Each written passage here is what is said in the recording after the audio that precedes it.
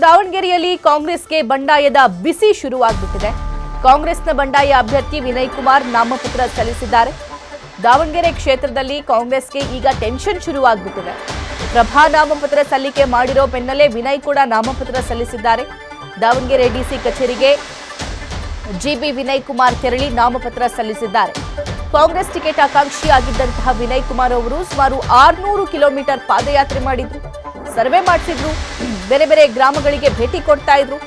ಕೊನೆಗೆ ಅವರಿಗೆ ticket miss ಆಯಿತು. ಸೊ ಈಗ ಕಾಂಗ್ರೆಸ್ಗೆ ಟೆನ್ಷನ್ ಶುರುವಾಗಿದೆ ವಿನಯ್ ನಾಮಪತ್ರ ಸಲ್ಲಿಸಿರೋದ್ರಿಂದ. ಕಾಂಗ್ರೆಸ್ಸಿಗೆ ಒಳ ಏಟಿನ ಭೀತಿ ಕೂಡ ಸದ್ಯಕ್ಕೆ ಎದುರಾಗಿದೆ.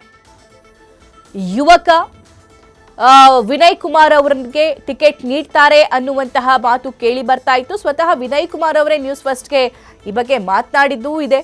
ಸೊ ವಿನಯ್ ಕುಮಾರ್ ಅವರು ಆಕಾಂಕ್ಷಿತರಾಗಿದ್ರು, ಸರ್ವೆ ಮಾಡಿಸಿದ್ರು, ಕ್ಷೇತ್ರದಲ್ಲಿ ಸುಮಾರು 1 ವರ್ಷದಿಂದ ಬೀಡು ಬಿಟ್ಟಿದ್ರು.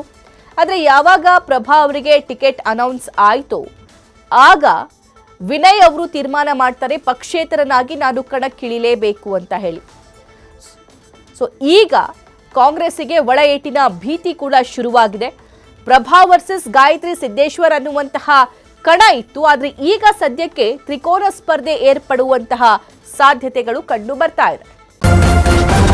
ನ್ಯೂಸ್ ಫಸ್ಟ್ ನಿರ್ಭೀತಿಯಿಂದ ನಿಮ್ಮ ಪರವಾಗಿ.